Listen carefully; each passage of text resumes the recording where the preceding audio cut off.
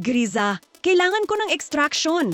Nasa rooftop ako ng pangunahing gusali ng PUP sa Santa Mesa, Maynila. Nasa hilagang silangang kanto ako ng bubong. Nakasuot ako ng mint green na pinafore dress at kumakaway ng tela bilang palatandaan. Ang pinakamabilis na daan papunta rito ay sa Stairwell B, sa silangang bahagi ng gusali. Mula rito, tanaw ko ang Pasig River at ang mga riles ng tren.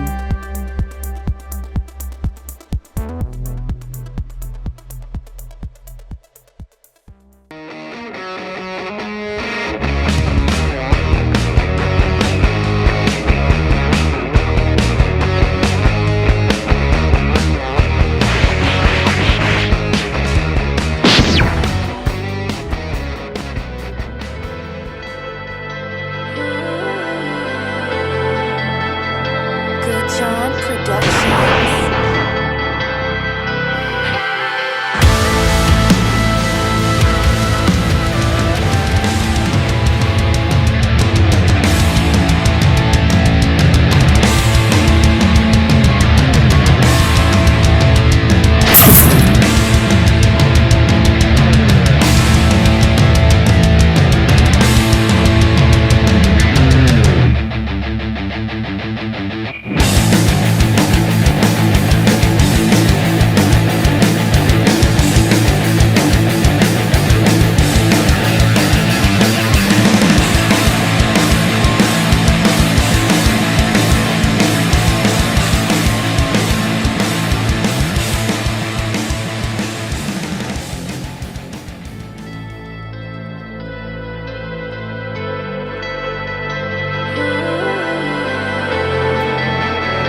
Good John Productions.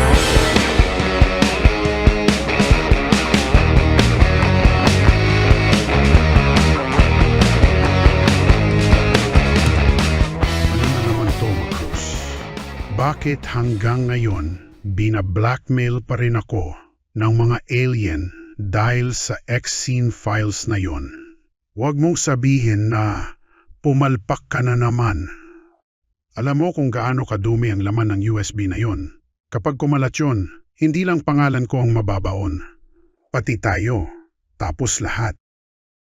Hanapin mo sina Rocky Falfak at Ewan Falfak, ang Alien Brothers. Bumalik ka sa kanila at lumuhod sa harap nila at humingi ka ng tawad sa kapalpakan mo bago pa nila tayo tuluyang ilubog.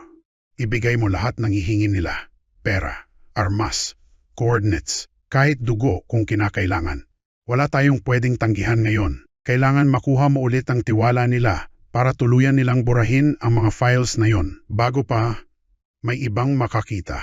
At kung makatsamba ka, pasukin mo na lang ang Starship nila at hanapin mo ang USB. Nakawin mo. At siguraduhin mong hindi na yon kailanman marirecover. Durugin mo, sunugin mo. Makinig kang mabuti, Macruz. Kapag pumalpak ka pa ulit dito, hindi na alien ang hahabol sa'yo.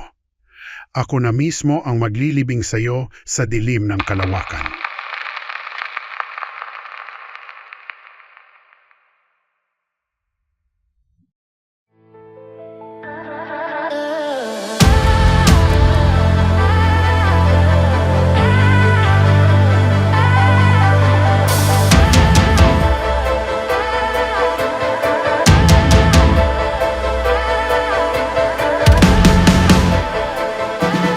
Tulungan kita, Doctor? Very strange? Susubukan ko, pero malubha ang kanyang kalagayan. Gagamitin ko ang aking cryotherapy upang mapabilis ang paghilom ng kanyang mga kalamnan at mabawasan ang pinsalang natamo ng kanyang mga laman loob. Hindi ko na kailangang gamutin ang kanyang mga sugat sa karaniwang paraan. Gagamitin ko ang aking kapangyarihan sa pagmamanipula ng oras upang ibalik siya sa panahong siya ay nasa ganap na malusog na kalagayan. Kapag naibalik ko ang kanyang katawan sa tamang yugto ng panahon, tuluyan siyang gagaling. Hayaan mo muna si Dr. Valdik Kov. Mukhang na-trauma pa siya sa mga nangyari. Siya na lang muna ang mag-aalaga kay Zara Korops or Zara Croft kapag nasa recovery room na ito.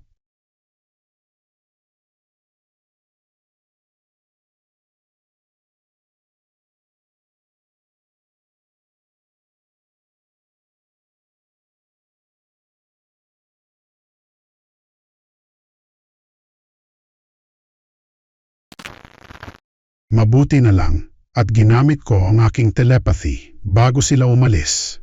Nasagap ko ang distress call ni Zara. Nangangailangan siya ng agarang extraction. Nagawa natin siyang mailigtas. At napuksa rin natin ang mga taong nag-mutate at naging mga hybrid na halimaw na alien.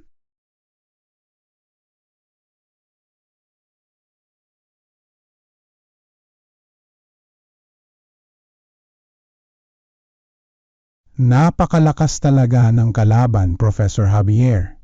Kahit mga mutant pa lamang sila at wala pang taglay na super strength, hindi kakayanin ng isang normal na tao ang kanilang lakas, lalo na kung makumpleto nila ang proseso ng mutation at ma-inject sa kanila ang Genexis Celestium na siyang magbibigay sa kanila ng pambihirang lakas.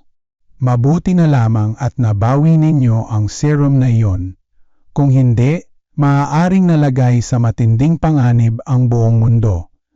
Kailangan nating masiguro ang kaligtasan ng Genexis Celestium sa lalong madaling panahon upang hindi na ito muling magamit ng alien brothers na si Volfok.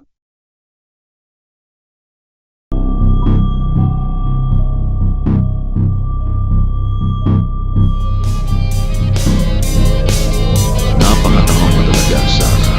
Bakit mo hinayaang mabuwag ang kumpanya natin AHS, ang Alien Hunter Squad? Ikaw na sana ang CEO ngayon kung hindi mo pinayagang maging mayor ng Los Biminidos ang hangal na si Macruz. Tingnan mo kung ano ang nangyari.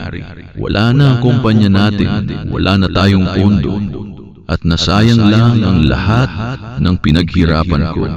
Ngayon, malaya nang nakagagalaw ang mga alien at unti-unti na nilang sinasakop ang mundo. At ang lintik na si Macruz, tinraidor niya tayo.